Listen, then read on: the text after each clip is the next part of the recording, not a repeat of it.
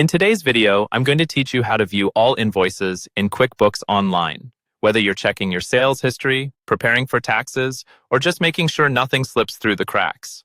Being able to see every invoice in one place is really important. I'll walk you through the process step by step, and by the end, you'll know exactly how to pull up a complete list of your invoices whenever you need it. First, make sure you're logged in to your QuickBooks Online account and you're on the main dashboard. On the left-hand side, you'll see the main navigation menu. Look for the option labeled Sales. Go ahead and click on Sales. When you do that, a few options will appear underneath. From there, select Invoices.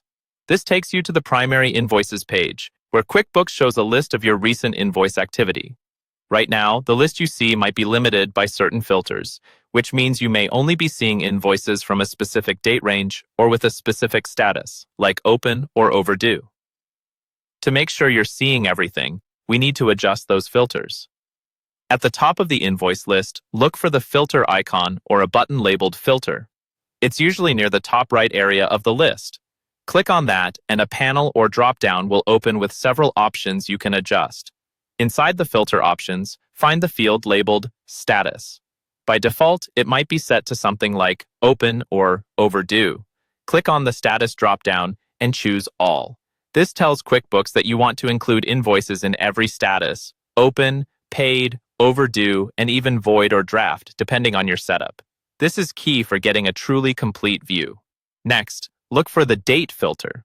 This controls which time period you're seeing.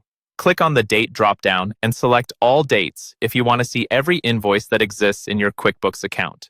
If you're only interested in a particular period, such as last year or a custom date range, you can set that here instead. Just remember that All Dates is what gives you the full history.